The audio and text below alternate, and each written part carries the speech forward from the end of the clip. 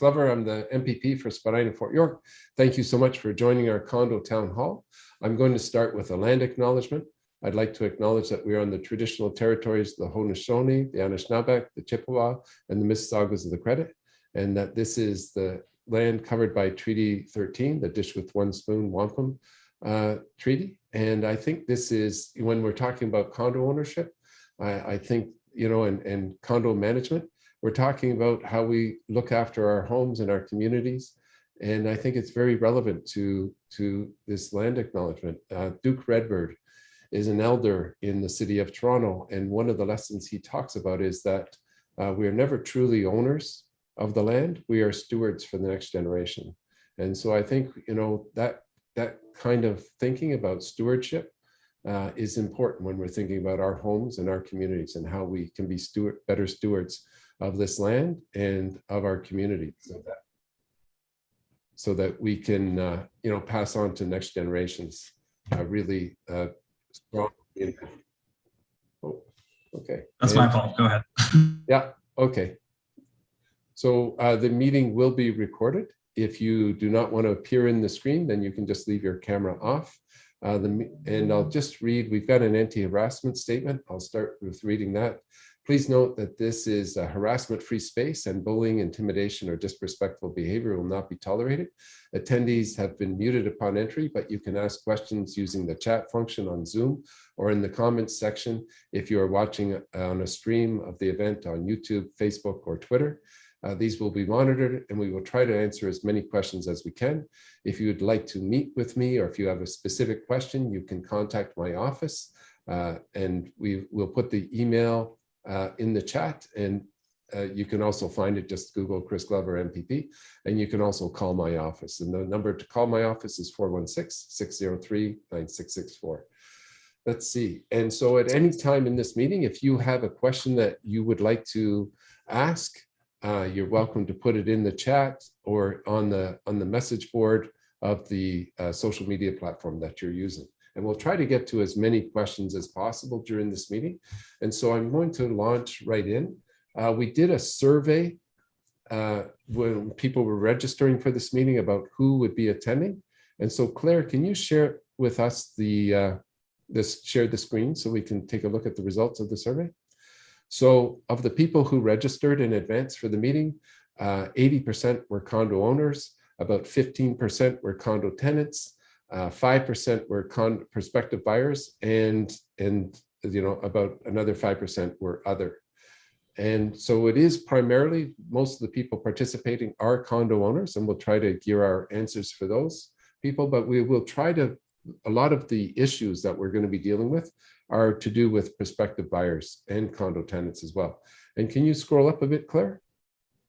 And so we asked people what their concerns were. And so the number of concerns, and obviously, if you look at the numbers, it tallies far more than 100%. So people have, many people have many concerns or more than one concern. Pre-sale, pre-construction condos was about 25% of the concerns that we heard about. Property managers was 40%. Condo boards was almost 50% of the participants cited issues with that or concerns with that. Condo fees was about 35%. Access to condo records was 25%. Condo insurance, tenant issues, neighborhood issues, short-term rentals, and then others. So there were a variety of issues that are and concerns that people have brought in. And so we're going to try to answer as many of those questions as we can. And Claire, can you stop sharing the screen, please? That's great. And the reason for this town hall is that as the legislator, as the member of provincial parliament, about once a year, I get an opportunity to bring a motion to the legislature that will be debated. And I've brought in a motion, I think it was shared for everybody who registered for the meeting, and it's got 3 components to it. And we're trying to deal with issues in this motion. The overall theme is greater transparency, so that, in the pre-sale, the fish portion of that motion has to do with pre-sale. So it's about developing a standardized contract so that people, know what they're getting when they're buying. And so that there's also would be a penalty built into that, so that if you buy a condo, you put your money down, and 3 years later or 4 years later, the project gets canceled, you would actually get some compensation for that, so that you actually know what you're getting. And the other things, just like standardized contracts, one of the issues that we've been hearing about is, you're told roughly what size of condo that you're actually buying, and you're not told specifically what size, and that can be, quite a concern for people when you're paying, in downtown Toronto, $1,000 a square foot for a condo, and you're not told exactly how many square feet you're getting. It's hard to judge what's a fair price. Let's see, also access to condo documents and a platform for condo members to communicate with each other is one of the things that are a couple of the issues that we're dealing with in the second part of our motion. And then the third part is the transparency of condo boards and declaration of possible conflicts of interest. So those are some of the issues that we're trying to deal with this motion, and we're going to be taking feedback from this meeting to hone that motion. It's going to be debated in the legislature on December 1st. So if you are interested in that debate and the process of that debate, it will be broadcast on the legislative channel, which I think is like 102 or something. It's not the most popular channel in the province of Ontario, but if you have a particular interest in this, I see Mary smiling. If you have a particular interest in this debate, then you may want to hear what the different parties say in response to the motion that we're presenting. So I'm going to now introduce our panelists. We've got 5 panelists, and I want to thank them all for being here. I will read a brief introduction, and each of the panelists, if you could just give a 1-minute, addition of what you do and what your interest or your experience is with condos. So Mary Troop is a former member of the Condominium Authority Board and has over 2 decades of experience on both profit and not-for-profit corporate boards. She is a strong advocate for condominium dwellers and is working with other like-minded former and current condominium board members to bring best practices to the industry. So Mary, tell us a little bit about yourself. So I'm an active member of the Institute of Corporate Directors. So my passion is governance. And this is an area that's sorely lacking in most condominium boards. So I'm working with other like-minded condominium directors or former directors to bring best-in-class practices and governance to condominium boards. Okay, thank you very much. Our next panelist is Maria Oldfield. Maria has served on condominium boards over the past 2 decades and is currently president of her condominium board. In this capacity, she has led the board and the community through numerous large-scale capital projects, including a multi-million-dollar construction loan and a complete overhaul of contractors servicing her community. Maria. Thanks. A quick correction. Actually, I'm the vice president of the board. Currently, but that's and the treasurer. But that's just fine. My regular day job is I work as an auditor. Not a financial auditor, but a procedural auditor, and I review procedures in hospitals and doctors' offices all over the world. Like Mary, like Dennis, like Allison, like Patricia, I'm a board director because my community matters to me, where I live matters to me, and making sure that it is that the industry is transparent and much better run than it currently is what I'm deeply passionate about, and that's why we've all kind of banded together to try and affect some changes here.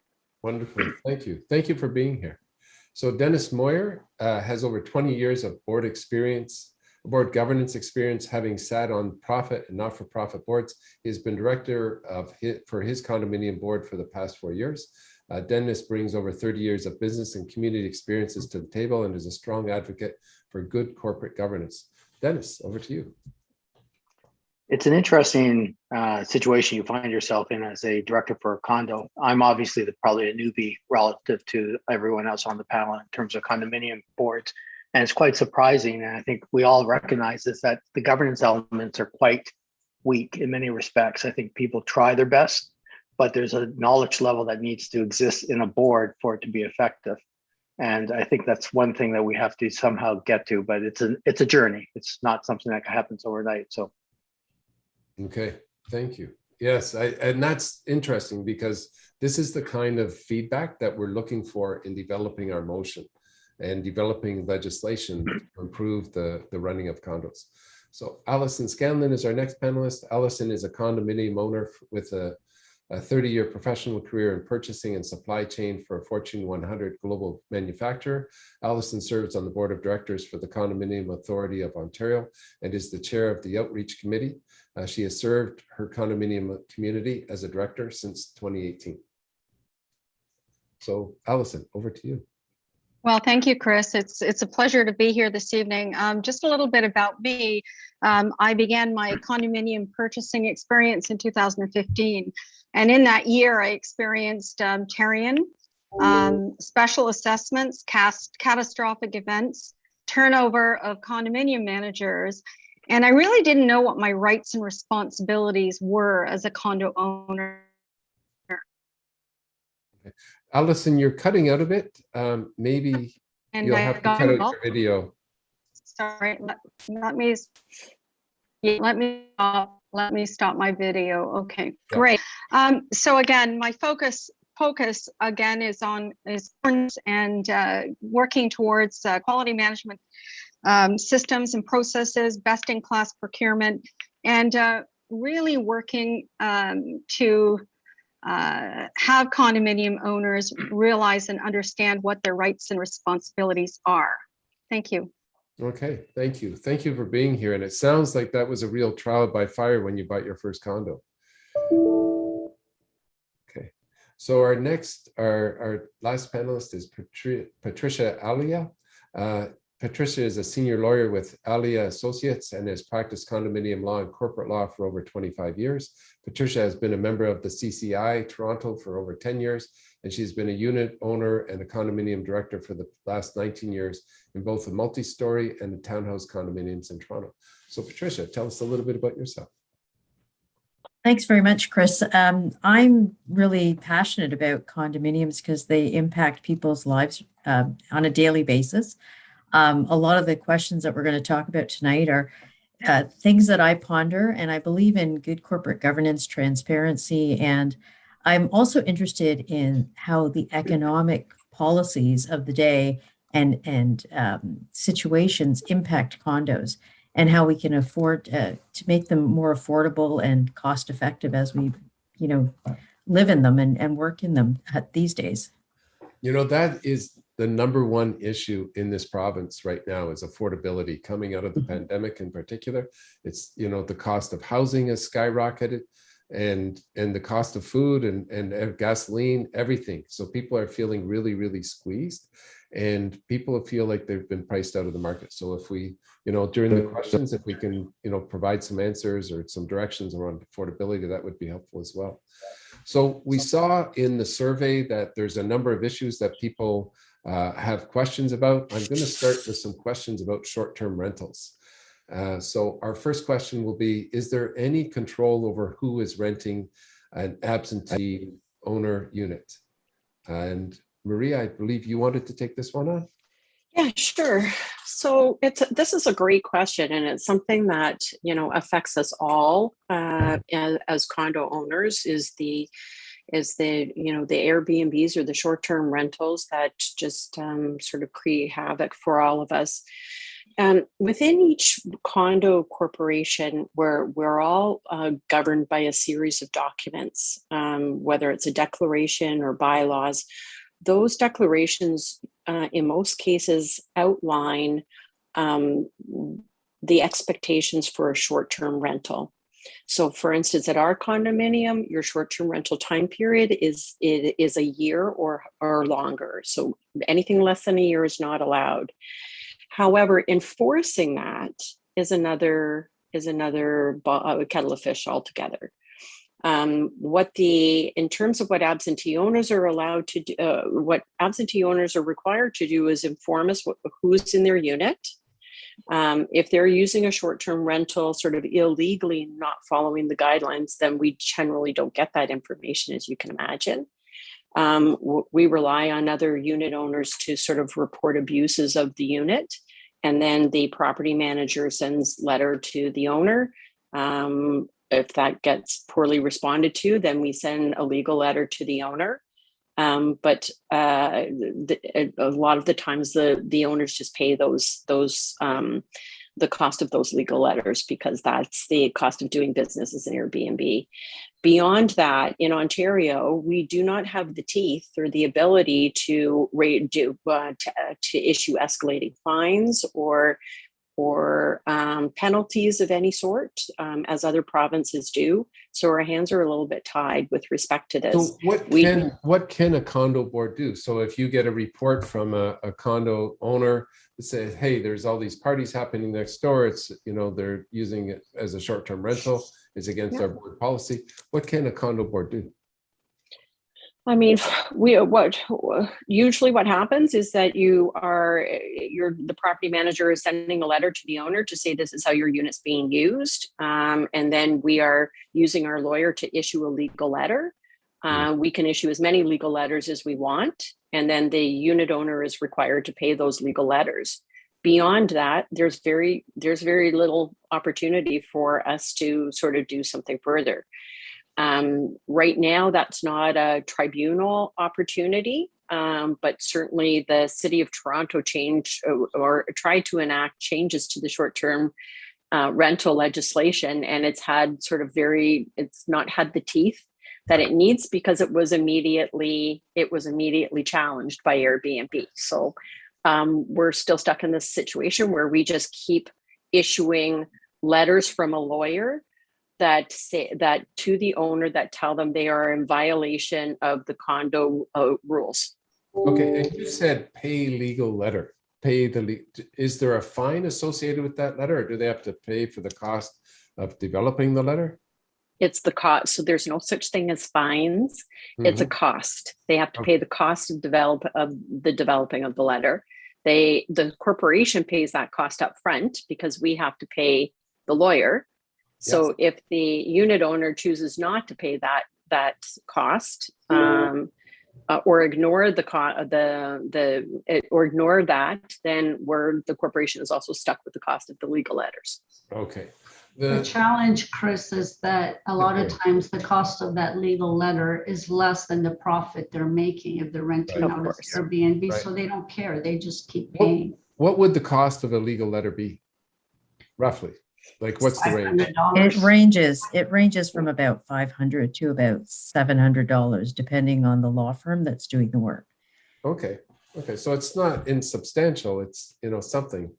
No, and the courts have recognized that is an economic motivator for most unit owners to comply. The courts have, in repetitive pieces of case law, seen that. But I think Mary brings up a very good point: is what is the economic impact of that letter if it's not that expensive? Right.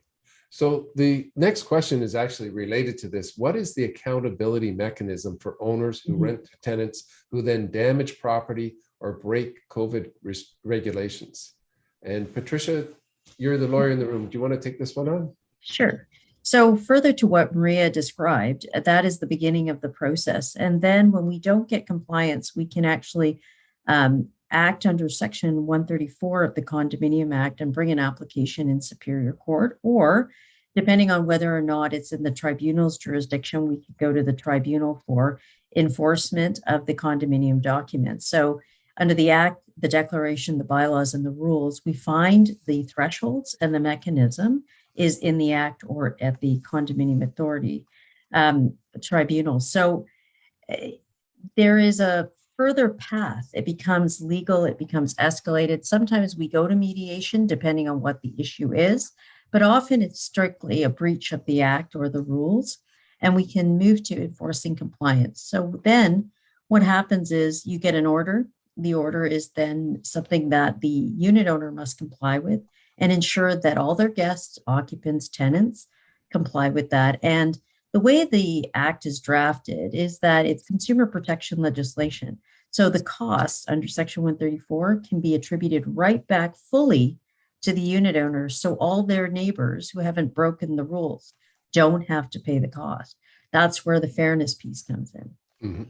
And what's the cost of that process though? So if somebody has a short-term rental, they cause some damage in that unit, but also in the hallway. So Oh, yeah. So what's the cost to the condo board for the process of just determining who's responsible and letting the condo owner know that, hey, you're responsible, this was a short-term rental? It can be the commitment of resources in the, if it's straightforward, a letter, it could be the compliance letter and then you get compliance. But if you have to go all the way through to an order in Superior Court, it can be $10,000 and even 15,000. It depends. And if you have to defend against a claim by a unit owner, then it can escalate to significant amounts when the condominium is forced to respond. It's not always the plaintiff. It can also be taken to court by the unit owner who received the compliance letter and has been charged back for the fee. Right. So it's both, it's all the parties at the table that have to contribute resources. But for the condo, I would say definitely $10,000, $15,000 easily. That's a lot of money, and It I is. see why, sometimes it might be easier if it's just a one-time thing, just to, let it go, but. Right, and that's the cost of compliance, right? When you're running a condominium and under the act, there's an expectation of compliance. Yeah. But I think that's why the mechanism was designed in the statute originally to charge that cost back to the unit owner, because the unit owners are also given for advanced warning. In those letters that Maria was talking about, it is the courts have directed council and the corps to say how much it could cost. So if you comply, you can avoid it, but otherwise you could be paying that. And, if you're willing to breach the rules, then you should pay the cost, is my expectation. Yes. But that's just a lawyer. Just one last comment on that, though, is that, it's an issue of time and money. And when you look at the time and money, the likelihood of getting a judgment that's in favor of you, and then the enforcement of that judgment and the ability for that owner to keep in compliance until the next time, it's like pushing a rope. And that's one of the challenges I think a lot of the boards feel, is that although they have policies and there is legislation, compliance is a hard road and is not easily attainable if you have somebody who doesn't really put much onus on being a compliant owner. Agreed. Exactly. But that's where I think the other part of the solutions are that you can actually ask the court to have people sell their units and leave the community. And we've had cases like that where they're just not behaving in a way that's acceptable to the parameters of the community. And the courts have asked them to sell their units. Okay. This is one of the things that we're actually looking at, like, should these compliance and these disputes be handled at a tribunal level rather than in the courts? And that's something that, as the MPP, as legislators, we're looking at.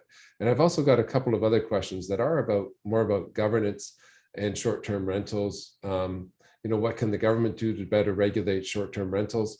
I would say, and I'll just respond quickly to that one. The city is looking at that. So, all people using a short-term rental or owning a place that's going to be a short-term rental are required to register now with the city. It's new territory. So bringing in the compliance piece to that new city bylaw is going to be, it's already a bit of a challenge. And so I think it's going to take a bit of time, but I think the city is very motivated to deal with short-term rentals. The bylaw is quite strict. It says that you can only rent your principal residence and for a maximum of 6 months out of 12.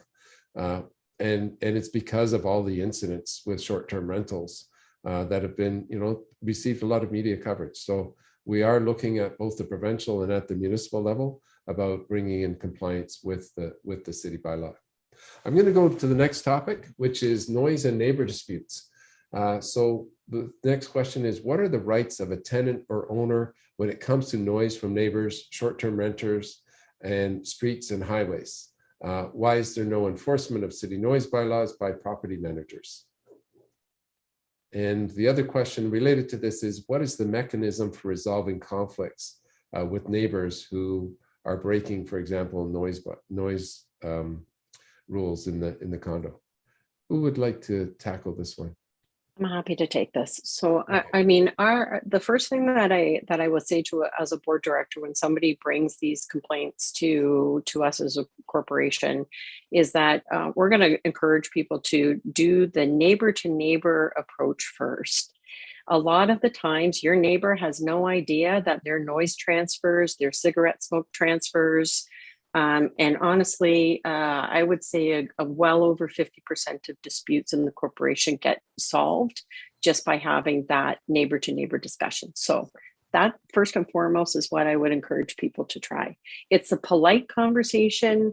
It can't be confrontational because that goes badly. But we've also had a board member or a property manager go out and help facilitate discussions, et cetera, et cetera. If that's not possible, then again, the mechanism for reporting those things is to your property manager, to your board of directors. Again, every corporation has a series of bylaws that are required, as well as the city bylaws. Infraction letters or infraction discussions are held, and those letters stay on file. I will say in most circumstances that solves the problem, but sometimes it doesn't, and you have repeated issues and you send multiple infractions letters. And then frankly, it goes to legal counsel to take over from there and try and enforce things where the property manager and the board has not been able to. Thank you. I see in the chat that Eric has written about fines are in other provinces, that they were mentioned about being in other provinces. Why not here? And, when we're developing our condo legislation, we're actually looking at all avenues. And so we are looking at what is happening in other provinces, including those fines that can be levied. And so that's one of the things so Eric, in response to your question, just very quickly, that is something that we are considering in developing our legislation. Let's see, the other one, this is about condo boards and the fees. This is a direct quote from this person. Condo board is spending money like it is growing on trees and upping monthly fees. Is there something to control the expenditures of the condo board? How can we make it easier for condo owners to hold directors and property managers personally liable for their actions? So I do want to take this one. I want to take this because it might be coming from my corporation somewhere. Okay, I'm sure, I'm sure these issues are, there's 300 condos in my riding alone. So I'm sure there's, lots of overlap with the issues. Go ahead though. For sure. So, I think first and foremost, I think as owners, forget about being a board director for a moment, but as owners and board directors, we all want to keep our condominium fees low. But the board of directors are not just owners, they are the corporation's representatives, and their responsibility is to ensure that the building is safe, that it's well maintained, that we're planning for future projects, and also that we're keeping, what homeowners want in mind as well. That's the responsibility of the corporation. So what I have found in my 6 years of owning a condo is that a lot of boards are very interested in not doing any or doing limited amounts of maintenance on a building and keeping fees as low as possible. And then 15 years into your corporation, you're faced with sort of gigantic problems. And you don't have monies that are sufficiently put away in order to deal with those challenges. Let me ask a question about that. So every condo board has an annual audit report.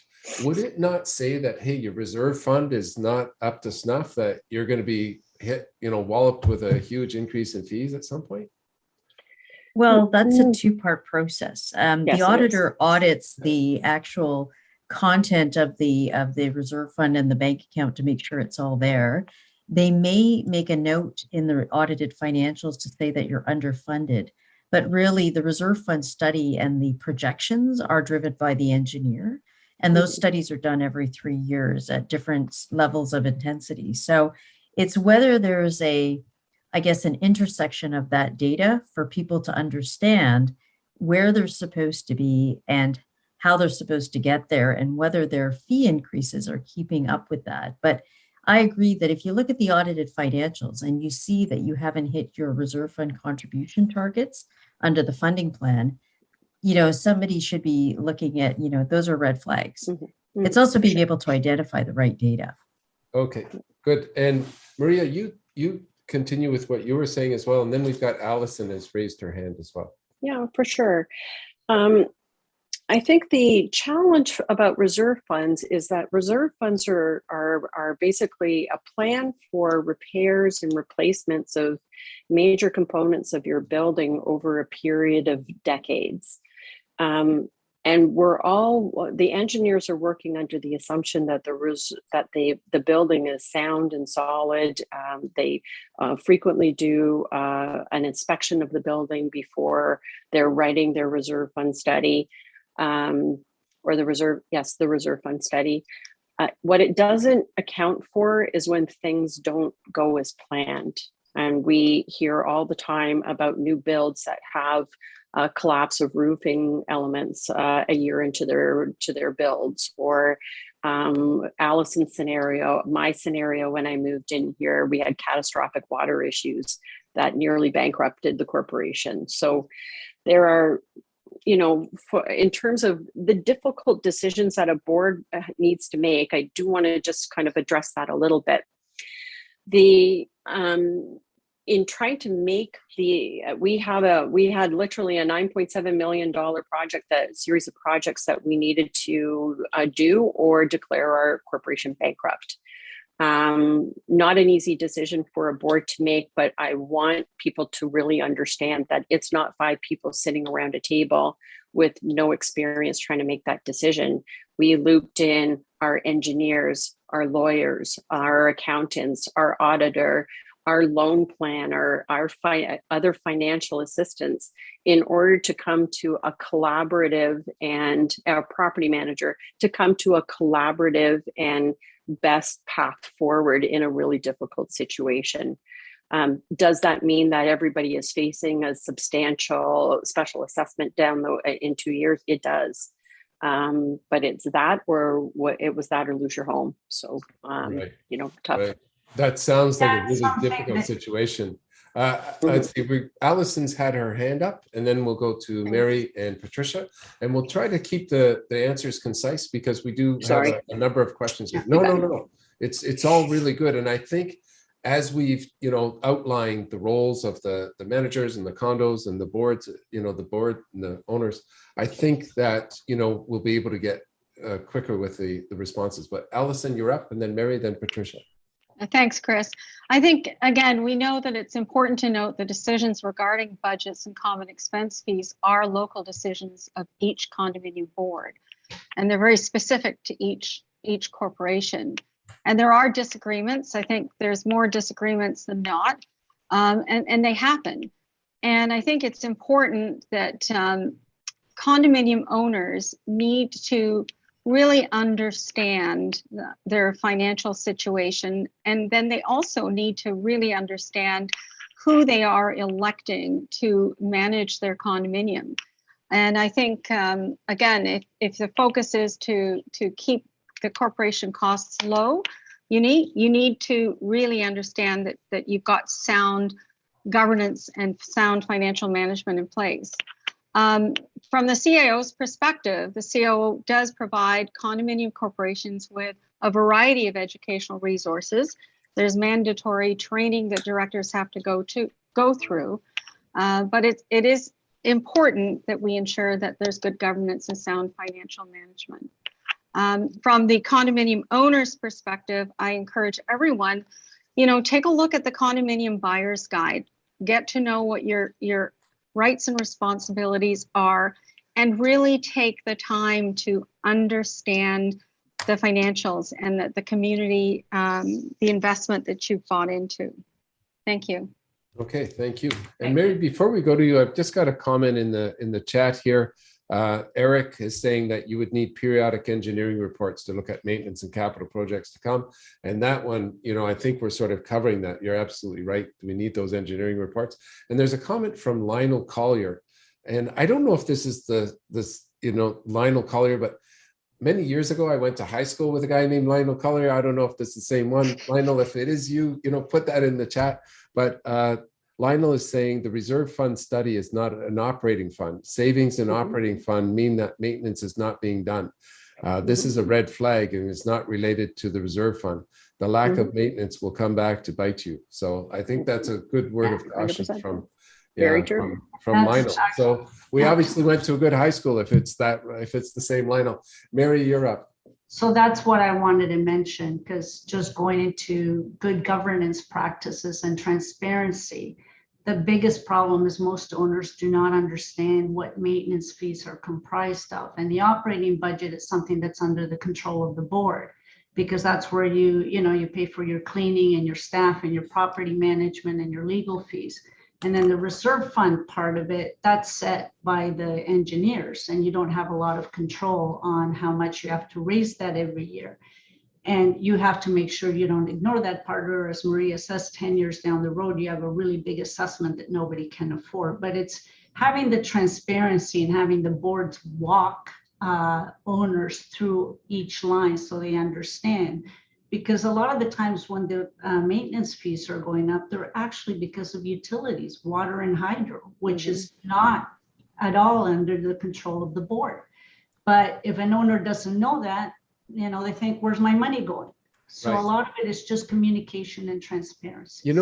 Before we go to Patricia, I want to just ask this next question, which is related to what you were just saying. So people feel that their fees are not, that you talked about the condo board walking the owners through line by line about what things are happening. The question is, why do management companies, lawyers, and service providers have such undue influence in the whole condo business, leaving owners powerless in a very important aspect of their lives? And quoting, owners are not stupid, just kept constantly ignorant and powerless by those who profit off the condo business. Can you, Mary, you're a bit of a consumer advocate here. Can you just comment on that sense of frustration that this person's obviously feeling? Yeah, I can totally relate to that sense of frustration because there is a blatant lack of transparency across the industry. Sometimes it's not intentional. It's really lack of knowledge. We have to keep in mind that all condo directors are volunteers. They're condo owners. Most of them don't come from a professional background of condominium of board oversight, so they don't have that expertise for oversight. The property management industry has been under a great amount of stress because there's been so much growth in the industry that they haven't been able to train people fast enough to have the right credentials. So basically, in a lot of cases, it's the blind leading the blind, literally. And it's not that there's a malicious intent behind it. It's just the way the industry has developed. So I just want to jump in here for a second, because I think we have to recognize that we are talking about some of the negative elements of condos and condo boards. But I think, I don't think this is across the slate where you've got boards that are irresponsible, spending money, frivolously, doing the wrong things. You've got, I think from an owner's perspective, there has to be an appreciation. First off, they're volunteers. They're doing the best job they can based on the information they're provided.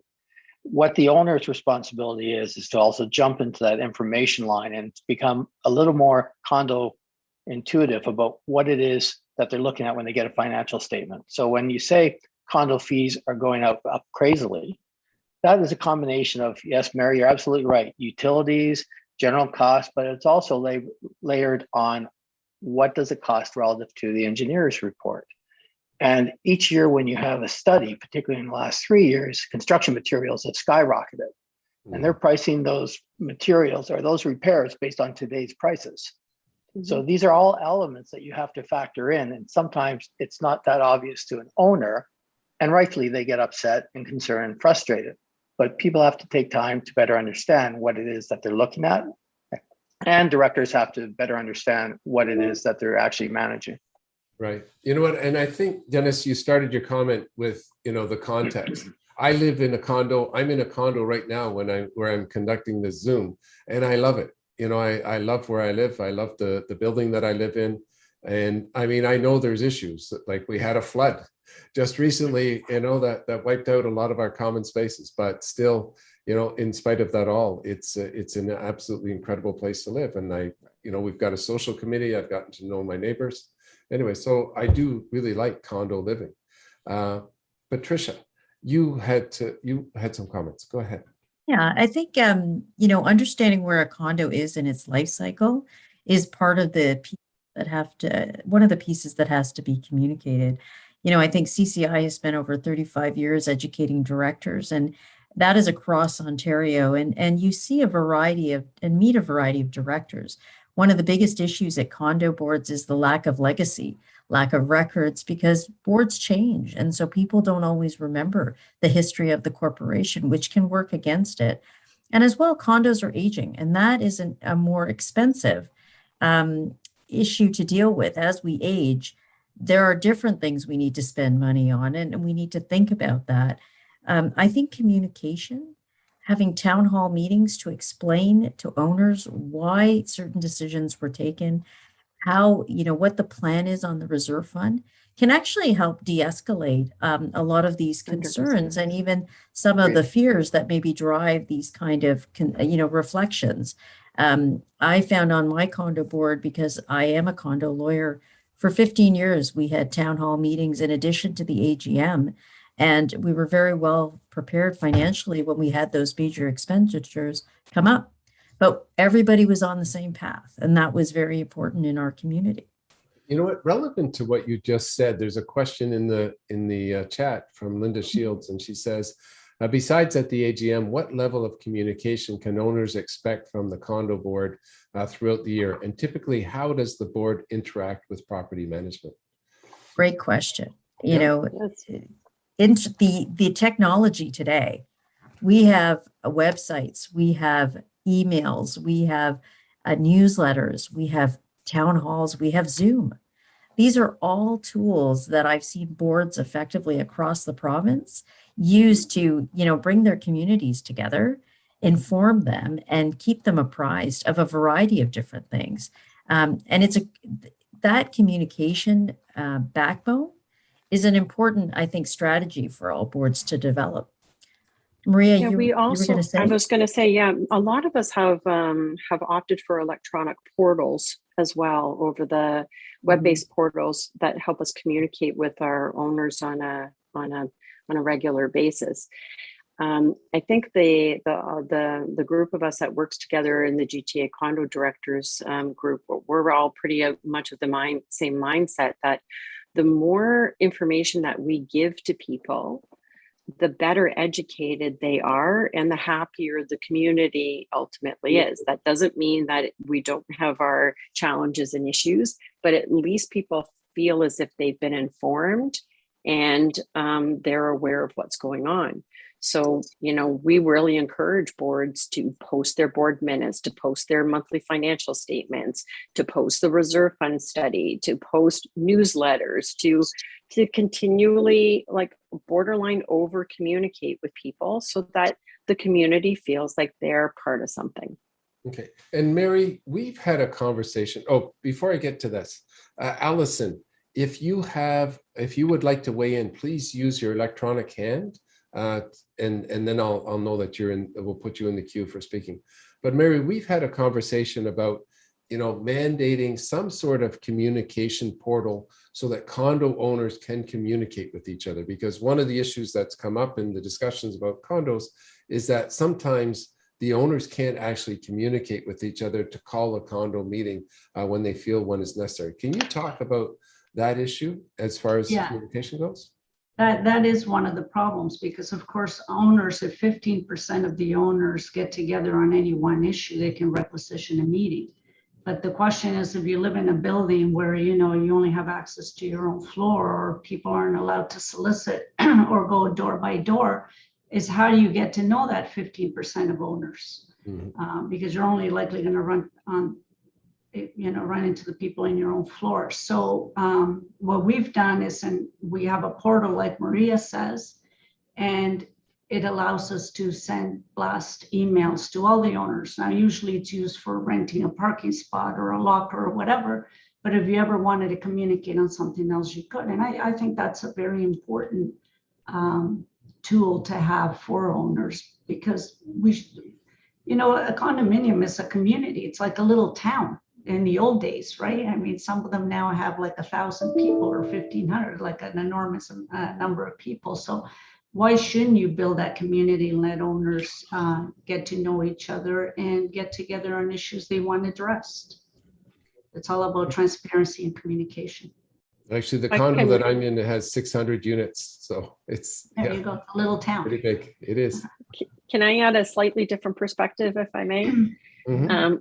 You know, sometimes I think the two-way communication, the community Facebook sort of situation on a board is a nightmare for property managers and boards, frankly. So similar to Mary, we have a one-way set of communication where owners can send out a classified ads or an email blast to all owners. But when we're talking about owners being able to communicate with one another, for me, that I would not be in favor of that from a board's perspective. It's what issues have you faced with that, with condo owners communicating with each other? Well, I think the challenge, so, you know, we do have a Facebook community, and, so Facebook, sometimes people misuse their Facebook. Oftentimes people are unaware, so they're taking a guess at why a board has done something. I mean, essentially our corporation lawyer has asked us to stay off the community Facebook page as a corporation, and to make sure that we are communicating through our standardized controlled condo platform, and leave it at that. If people are concerned enough in the community on a Facebook page to bring something forward, then they should bring it forward to the corporation through the corporation's appropriate platform. And what if I'm, condo owner, and there's an issue, something's happening in the board, and I would really like to call a condo meeting, and I need to get that 15%. How can I get that 15%? You can ask for the owner's list. You can make a request for the owner's list. That is something that the case law supports, that in order to actively participate in a democratic environment, such as a condo owners are entitled to the unit owner list. It's only whether or not people have given permission to access them electronically that the corporation has to have the requisite form on file to allow disclosure of that information. But if you have it, then as long as you request it properly through the prescribed form, you can obtain that for communication purposes. And are condo boards required to create an owner's list, and are they required to ask permission to share that with other owners? They're required to have, as a record of the corporation, a list of owners. And that list that they're given information by the owner is the information they can disclose. With respect to electronic communication, they need permission specifically from the owner to allow for the disclosure of their email address, for example. And are they required to ask for that when the person is signing up on the owner's list? Well, it's a relatively, it's 2017 evolution piece. And so it's whether or not the board has had uptake on that. But because people are receiving email blasts, for example, through the condo portal, boards are actively trying to get that permission and allow for the use and sharing of that particular email address. Okay. But Patricia, it's the government that actually dictates what information can be shared through the owner's list, correct? Not the board of directors. No, exactly. I think through the Condominium Act, there is parameters around what is shareable under Section 55. But it's specifically with respect to electronic email addresses, that kind of information, that's driven by the permission of the unit owner.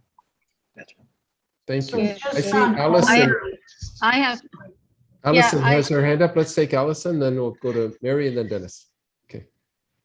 I'm stepping back as I'd like to just answer this as a condo director and as somebody who had gone through the exercise of trying to communicate with owners in my building.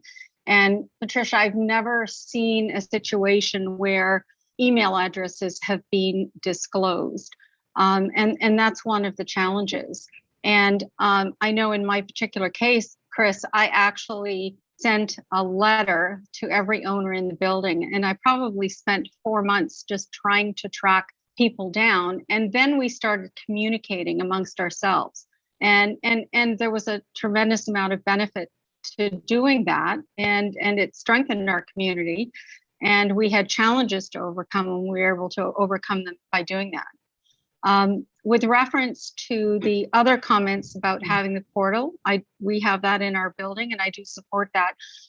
We also have a Facebook group, and I will say in the buildings where there's a younger group, I know in my son's building, they communicate all the time through the Facebook group. And I asked him, I said, is there any negativity or anything going on? And he said, no, Mom, it's pretty well controlled. And if I need to get some advice, I can reach out. And he said, when we were getting together for the AGM, he said, I actually, through the Facebook group, had a chance to connect with others. And it all drives back to open transparency. You're living in a community and really, doing your best to communicate the issues. Okay. Thank you. Chris, one of the things that we Yes. did is that we actually, as an onboarding process of new condo owners, asked them to either agree or disagree to actually have their email addresses shared. And this is a new thing that we've developed in the last couple of years because we're a small community relative to some of the other buildings in Toronto. But we found that it was fairly important for all sorts of reasons, whether it's security, whether it's trying to get somebody to rent a spot. But if somebody wants to communicate with somebody and they're willing to be communicated with, there should be no problem in doing that. Okay, I just, Patricia, we're going to go to you. I just want to comment for people who would like to comment or ask a question. You can do it in the chat, or you can, if you're on the Zoom, you cannot unmute yourself. And if you're on one of the, if you're being streamed on one of the social media, you can add a message in there. And I've got a Google Doc here, and the my staff are adding those questions in, and we're trying to get to as many questions as we can. Patricia, over to you. And I just wanted to comment further to Allison's point of what we've seen as well is that, sometimes social media platforms in any context can be abused. And what we've seen is sometimes tradespeople, property managers being harassed through these platforms. So it's also just being able to monitor and be cognizant and try to control, the approach, just like you said at the beginning of this evening, is that there will be no harassment tolerated. So corporations have to manage their risk because they do owe a responsibility to their suppliers. That's interesting. Can I add one more comment, Chris? Sure, Just Mary, going go back ahead. to Patricia's comment earlier about how the way that you can reach the owners is through the mail. That's actually normally an impediment because you have to mail, in your community would be 600 envelopes. So all of a sudden you're asking people to put up cash to try and communicate with their neighbors. So mail really today is not a good solution to get owners to communicate with owners. Yeah, that would be $600 just in stamps alone if I wanted to communicate that way. And this is actually in the comments in the chat too. One of the responses is that the owners on the condos and the owners list can only be reached by mail, and this can be a big blocker to be able to access the 15% of owners. So Chris, I will say that in our own condominium, we did have an owner request the owners list. The emails were provided as part of that for anybody that had done an electronic release. That was provided, and there is legal precedent. Somebody has challenged that their emails were not being provided by a property manager, and they won that case. So that set the precedent, frankly, for us releasing the email addresses when the owners list was requested on our end. So I think life is changing a little bit, but that information is available, and there is legal precedent to release the email addresses if unit owners have agreed. Right. I would agree. I'm hearing too that, there's some of you are saying there's a need to share this information to be able to communicate with each other, but it has to be a harassment-free space. And I think that's, Yes. an obligation on any space, that it has to be a harassment-free space. Mhm. Let's see, I've got another question here. What can be done if condo boards keep launching large and small projects with little to no consultation or communication with owners? Anybody?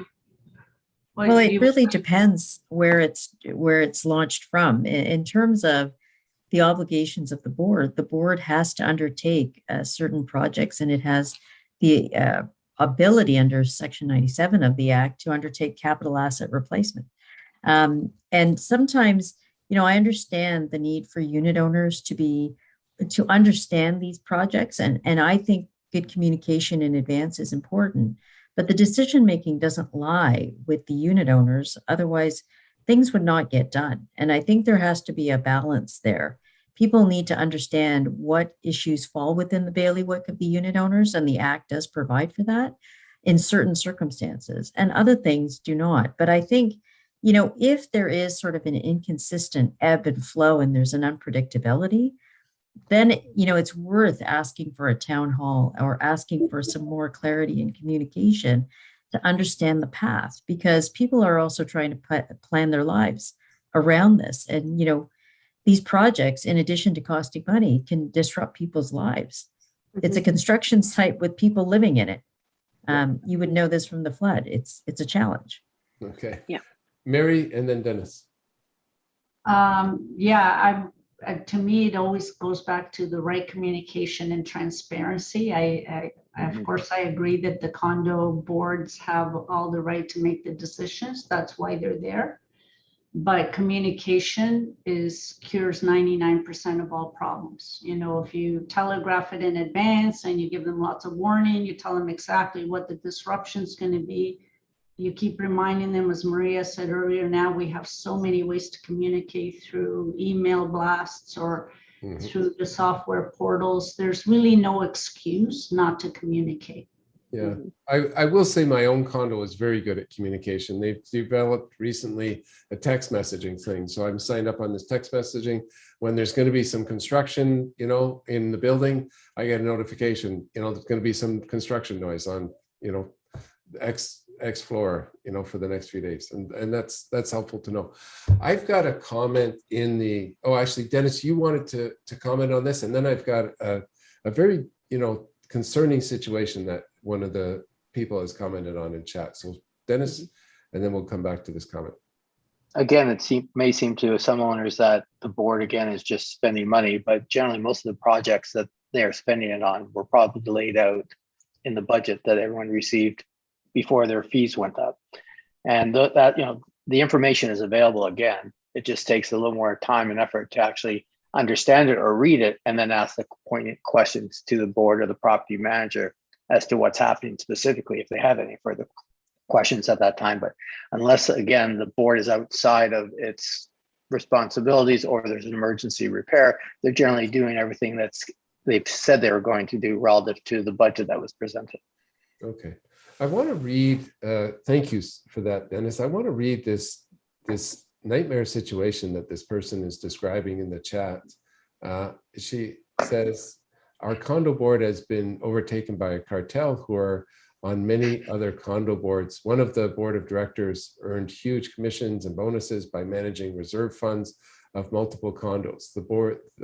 The boards also secretly created their own management company and replaced management company in all the condos. Owner occupiers cannot get on the board as the board controls the proxy votes. Since most owners are foreign buyers, it is impossible to get the requisite number of owners to do anything. Owners are powerless and profited off of by the cartel. Is this a situation that you have come across before? Oh yeah, that's very real. It was in the news a couple of years ago at one of the big downtown condos, where there was this movement afoot for people to try and control the board and thereby control all the supply contracts. And it took a very big fight in order to stop that initiative. But the person describing the scenario brings up a very good point as to where the owners are that control the proxies and how to obtain those in order to get elected to the board and maintain control of the building and protect it from this kind of abuse. Because it is definitely on the agenda of some, poorly minded people. So this would go back to that other thing about should condo owners be able to communicate with each other so that they can, if a nightmare situation like this happens, they can actually call a meeting of the 15, get the 15% to call a meeting and then have, a meeting. Yeah, and I think it's also, rooted in better procurement policies and more transparency around how contracts are actually procured and whether or not there's disclosure about any conflicts of interest. Now, in a lot of the contracts we draft on behalf of Condo Corps, we require the suppliers to disclose if there is any kickback, any referral fees, anything. Because if you have transparency, you can negotiate better. You're not necessarily always going to get rid of the conflicts inherent in structure, but you can negotiate better. And that's more power to the board. Okay. And so, I think, Chris, if I can add to this, the conversation here, I think one of the things that the legislation could do better for condo owners is to really help define better who can be on a board of directors.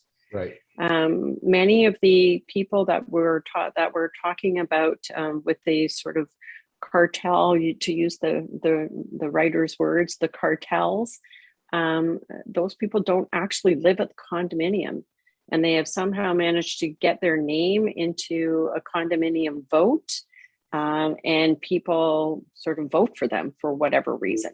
So one of the suggestions in a question is, why not have legislation that limits an individual to be allowed on only one condo board at a time? And should a condo board member have to be a condo owner in that building? Well, I think that's a great idea, actually. Yeah. Limiting the number of condo boards you can sit on to stop any collusion or anything like that. Right. I think you're going to have to find a balance, though, in the legal interests and rights of property owners as to, who they can elect to be their representative as well. In a lot of cases, it's in their governing documents, whether people can be on the board if they don't own in the building. So that's really goes back to the original documents. Right. And you have the power to put and you can enact, yes, you can. Okay, hold on, Allison first. Oh, sorry, you can, and it's a good point. I mean, in our building, we enacted a bylaw for that specific thing. So, and I think that's very important. And it again, it comes back to communicating and being able to rally your community together and awareness so that you can get these folks removed. And I mean, and follow the process as defined through the act and having your special meeting to have them removed. In addition, I'd just like to mention as well, you do have the ability to go to the Condominium Management Regulatory Authority of Ontario, which is the CMREO. And it's a consumer protection organization which sets the standards and enforces mandatory licensing of the condominium managers and condominium management provider businesses. So they do have a complaints process, and you can go to their website and proceed through that. And I know many cases have gone through that process and being able to get resolved, and if they will take action if it's a situation where you have that cartel or that bully board that's in cahoots with the property manager. But yeah, and that I think is an important clarification, though, Allison, that it's with the property manager. Okay, thank you. And Dennis wanted to weigh in on this. Yeah, thank you. So, unfortunately, we have different classes of directors. I'll say we have owner class, we have investor class who buy a condominium for pure investment purposes. As Patricia says, you have to somehow respect mutual rights under ownership laws. The interesting part on this is, however, doesn't seem to be the same or as strong of a sense of fiduciary responsibility to a condo corporation as there might be to a public corporation. And that might be a lack of knowledge. It might be a lack of compliance and enforcement relative to the behavior of the directors. I'm not sure what it causes or what has it caused that view, but it is something that I do think comes back down to compliance. There needs to be a more readily avenue or better avenue for owners to challenge a board member who may not be on the same page as the other owners at large. And I know that they can get voted off the island every year or 2 years or 3 years, whatever the term is. But the reality is that there has to be something that's a little more harsh. Fiduciary responsibilities as a director have to be paramount, no matter whether it's a nonprofit, a corporate, or a condo. So we're developing legislation right now around this. So what would be like if somebody does not disclose a potential conflict of interest and they're sitting on the board and they have a relationship with a supplier, what would be a reasonable penalty? Or how do you mandate compliance? What we've done is we've sued the director and made sure that they don't have directors and officers liability coverage because they breached their fiduciary duty. Yes. And then they become personally liable. And the idea would be you'd be able to charge back all of those costs and the damages to that if that person has a unit, which goes back to another point made. Should you be a unit owner to be a director, so your assets on the line in order to secure your performance at the higher level? Because now you're invested. So that's a question. Should you have to be a unit owner in order to be a director on a condo board? Good question. Good question. I think you should. I'm looking for input. That's my personal opinion. I think you should. I Yes. agree. Yeah. I agree 100%. I don't think if you don't have skin in the game, given the fact that it's a corporation doesn't have a community cause other than those owners within it, and it's not a for-profit, you have to have some sense of ownership within the organization to act responsibly. Right. I agree. So Yes. the only caveat there is that a lot of buildings struggle to get volunteers as directors, right? So then you get into that balancing act where you might have nobody show up. So that's where I always thought that it would be good to have the ability to bring in professional directors, because no corporate board should be without somebody on it that has financial literacy. And in the case of operating a building, some understanding of the building equipment and HVAC and everything else that that so many millions of dollars are spent on. But this is a slippery slope. It's a slippery slope because honestly, we want good, community volunteers to step up to being board members, and not every board member is going to have a background that fits that position well. Where I think the gap is, frankly, and this is a bit of another weak link that we haven't touched upon, is the property manager needs to provide a strength in that area. And I don't think there are many that can do that today, simply because they're not trained properly or they don't have the experience. But the corporation is already paying a handsome amount for a property manager. There needs to be something that's coming from them relative to good governance. Okay. And that's where the strength should be. I agree. In an ideal world, but ideal world, think yes. of the low income buildings where maybe the people that live there do not have professional backgrounds, and they would be taken advantage of more easily, right? Because they wouldn't be able to provide the right oversight.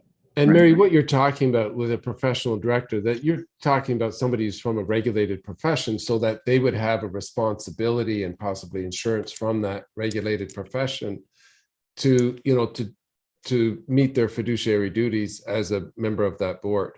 Whereas somebody who's coming in from the outside doesn't have that same fiduciary duty or professional duty. And then what I've heard described is if you are an owner, you do not disclose a conflict of interest, and this leads to costs. Patricia, you were saying that person could potentially have to pay for that through the loss of their property or through money so they've got, as Dennis said, skin in the game.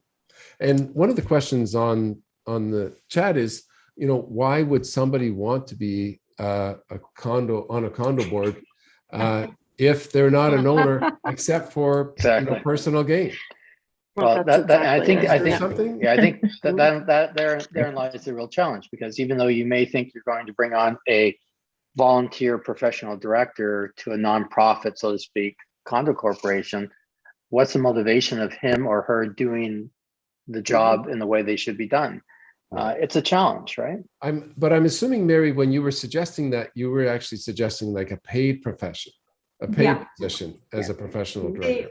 For me as a condo owner, I would love to pay a little bit more on my maintenance fees and know that the condo board is professionally managed and I can sleep at night and not have to get involved and become a condo director, because otherwise I don't sleep at night. So it's that kind of trade-off, right? Okay. But I know it doesn't work for every building, and certainly smaller buildings, it would be a bigger challenge. I will tell you that having seen condo boards professionally managed, just because the volunteers, the buildings were lucky to have the right volunteers, have saved millions of dollars, and that's not an exaggeration. So then it's the trade-off, right? You pay a little bit to bring in a professional in, and you save a lot of money on the other side because they know what they're doing in procurement and contracts and just proper oversight. Okay. And I see Patricia's hand up. Go ahead, Patricia. Yeah, I would just add to that, I think that there's a balance to be found there, where even if boards were a combination of one or two professional directors, but the rest were unit owners, to find that balance, check and balance kind of dynamic. And going to Mary's point, which I think is a good point, I have some boards now that are in their 30s, condos in their 30s. And because of inexperienced boards, I would not blame volunteers who are well-intentioned. But, I have one client that now is a project that is going to be $10 million for windows, and they do not have enough money to do that. That is a really big issue that could have been avoided over the years. And that's the balance. Should today's unit owner face a special assessment for the errors of the past of $10 million? Maybe someone would say, yeah, but they played a lower market value. But there's got to be a balance, because we don't want deterioration in condos that become slums. And, that's another piece, is where people on the board control that board in such a way that they will never grow beyond, being at the bottom of sort of the chain and the tiers. They'll never grow because people are keeping them artificially low. Agreed. We've got questions here. We're down to the last 15 minutes of the meeting, and we've got questions on affordability and Terrian, and then services. So I know Terrian, everybody's eyes light up with Terrian. So let's start easy with the affordability one. Let's see, a few questions. I'll read a few questions around affordability with condo fees. And there's also a question about, why isn't there legislation for rent control? There is legislation for rent control, but it's not applied to new buildings. And this was a change that was brought in by the current government. It's something that I oppose. And I've gotten, just this week, we received an email from a constituent. I'll respond to this one, but from the political perspective, I received an email from a constituent who's a middle income constituent, has had to move 3 times in the last 4 years because she keeps, she moves into a condo, and then they jack up the rent by 20, 30, 50% because it's not under rent control. And I think that's just wrong. You should not have to, be subject to a completely random amount of a rent increase from a political perspective. That's my view, and it's the view of the party that I represent as well. But let's go back to condo fees. So what is being done to lower condo fees? Is there any way to provide earlier warnings about fee hikes, particularly where they are expected to be substantial? Why do maintenance fees continue to go up when amenities have been closed because of COVID? So let's do those 3 questions. Do you want me to read them again, or have you got the gist of them? You've got the gist? Yeah. Okay. So who wants to tackle this condo fee, this spate of condo fee questions? I can answer. I'm going to tackle one of them. I think Dennis really hit the nail on the head earlier earlier in the conversation, to say that the utility costs of condos are huge, and the material costs associated with the general maintenance of a condo have gone up considerably during COVID. So for our small townhouse corporation of 168 units, our hydro, water, and gas are all included in our common element fee. We routinely remind people that over 40% of their common element fee right now is utility costs. And so we all have an opportunity to do something differently about that if we manage our utilities differently, but that requires individual responsibility. Right. Okay. I'll take that part. The one other item I'd add into that is insurance. Condo insurance for buildings has skyrocketed. Oh, yeah. And it's, from my understanding, I'm not an insurance person, but my understanding and talking to other people who are in the industry, it's not the most, I guess, profitable and the most desirable place to insure. So therefore, it's a very restricted market, causing a supply and demand issue on pricing. So that in itself is a real problem, because that's now probably the largest item that's increasing on at least our budget relative to anything else. Although the utilities are, but as a percentage, it's the largest increase. For sure. We had 100% increase on our budget in 20% from 2019 to 2020. That's huge. 100% increase and a 250% increase in the deductible. Yeah, I was going to say that's managing your deductible. Yeah. Oh my goodness. We've also had the same. Go ahead, Allison. Yeah, well, I was going to say, I just want to refer back to the Act. The Act does not establish a minimum notice period that the boards have to give owners before common expense fees are increased. However, as a best practice, boards may wish to give owners as much notice as possible about an increase so that they're able to pay the amount and raise any questions that they may have about the increase to the board, particularly if you have that substantial increase. And there's an opportunity for a board even to conduct a town hall or conduct a special meeting where they can walk through. And again, it falls back on transparency and communication. And I think that's a really good. Sorry, Patricia.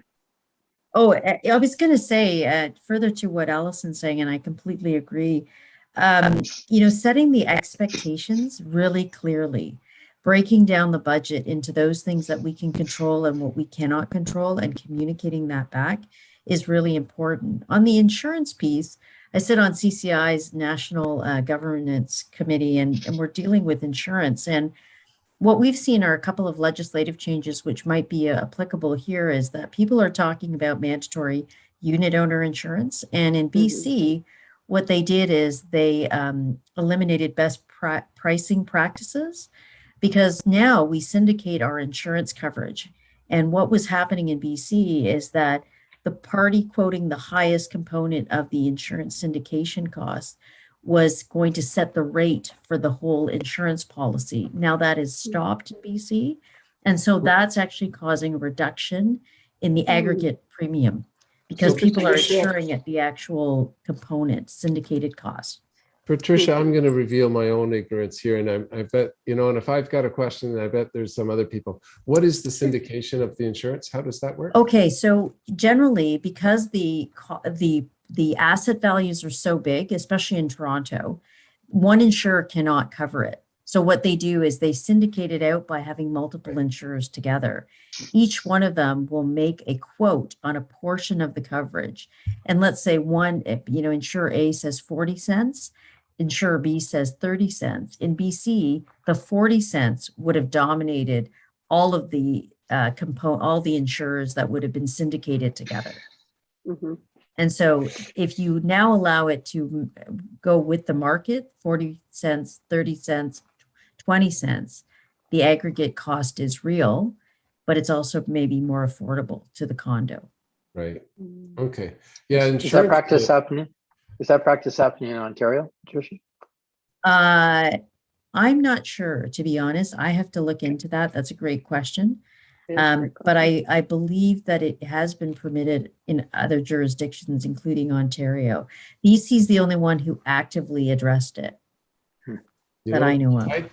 We're going to Can I take a look add into that. If something, you could, Chris? yeah, just, and Patricia, if you could share that with my office as well, because we're very interested in that kind of Sure. action that a government can take. So Mary.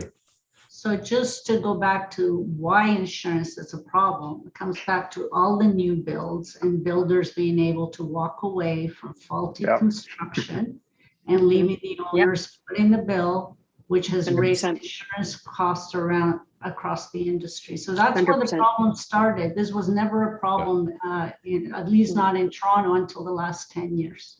So Okay, you this want to is- fix it?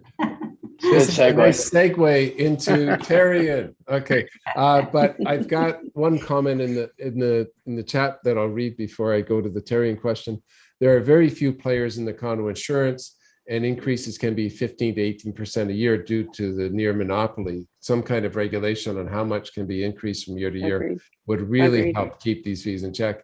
Is that the situation as you understand it? Yes. Yes, at least the There are a few 15 to 18%. suppliers. You Yeah, know, some the have been problem with 100%.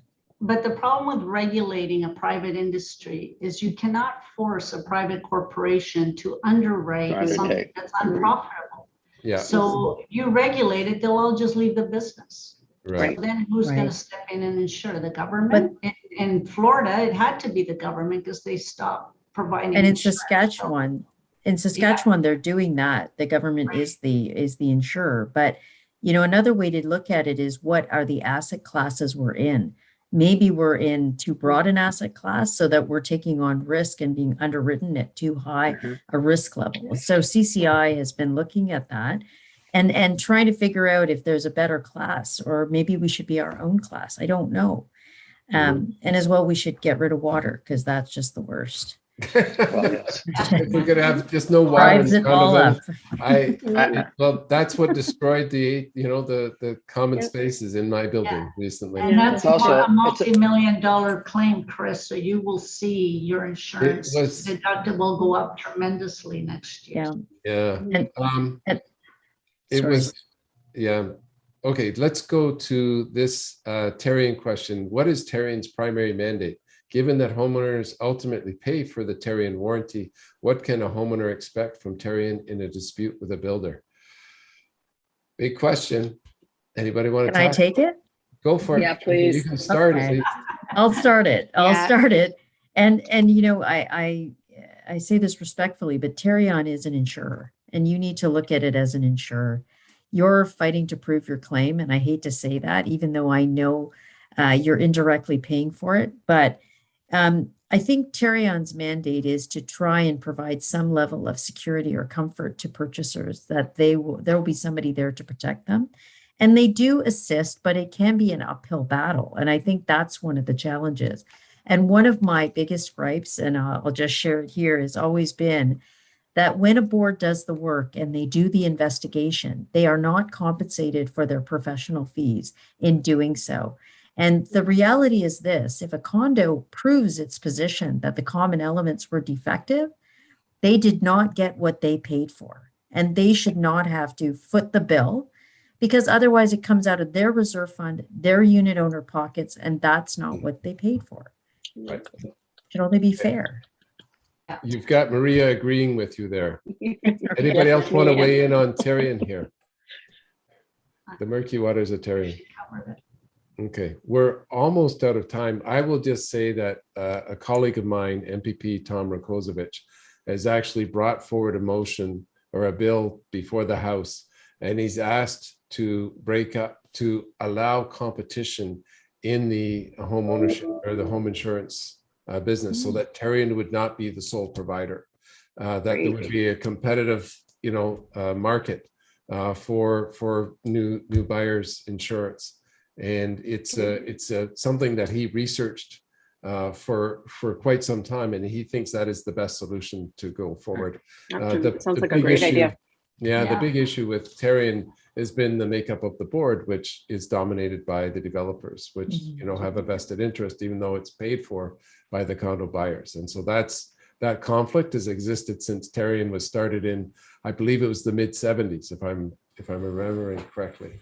Okay. That's I right. hate to say it, Chris, it's very reminiscent of some of the other conflicts of interest that exist in the condominium world. Mhm. It's one of many. Yeah. Okay. So look, we're just about out of time. So let's do a round of wrap up. Is there anything? So I'm developing this legislation that I'm going to be bringing forward to, or a motion that I'm going to be bringing forward to the legislature. It'll be debated on December 1st. Is there anything, I'll ask each of you, anything that you would like to see in that motion? The motion is going to be fairly general, but I will be developing specifics both in the debate and in a future piece of legislation. So anybody got any I'm going to start if I can. Yeah, I think we spent a fair bit of time as a group sort of putting some thoughts together for you ahead of time. Under the transparency perspective, we talk about, or the motion talks about boards of directors transparency. I think from the condo directors, the GTA condo directors group's perspective, we'd like to see that transparency expectation extended across all players, in all major players in the condominium world, so that we're talking property managers or contractors in general, lawyers. There should be a true and clear declaration of conflicts of interest by everybody that is involved in this business. Absolutely. I fully agree. Anything else? Final comments? Suggestions? No? Final words from anybody? Closing comments? Thank you. Yeah. Okay. I would agree. Thank you. Great Yeah. forum. Thanks very much, Chris. Okay, and I want to extend Thank my you. thanks to Pranav, to everybody in my office, but particularly Pranav Bakkaraju, who's been researching this bill that we've been developing for over a year. And it's been a ton of work. It's been a huge, deep learning curve, and trying to narrow this down into something that will, and the goal of our motion is actually to make condo ownership and condo purchasing more transparent, because transparency can lead to the kind of actions that people need to right some of the wrongs and to create a more fair playing field. I also want to thank Benna and Nancy and Claire from my office for putting this together, for dealing with all the technical pieces, making sure everybody got the invitations and managing the tech tonight. So thank you to everybody for doing that. And I want to really thank all of you. This has been a really informative and good discussion. So to Patricia and Dennis and Allison and Maria and Mary, thank you so much for participating tonight. It's a pleasure. Okay. Thank you. It's a pleasure. Thank you for the opportunity. Yeah, Okay. thank you. And and we'll stay in touch because we're still honing that motion. And then if you're, and somebody put in the chat, it's channel 105. If you're going to watch the legislative channel on December 1st. So have a wonderful night, everybody. Thank you again. Thank you, Chris. I know. Good evening. Thank you, Chris.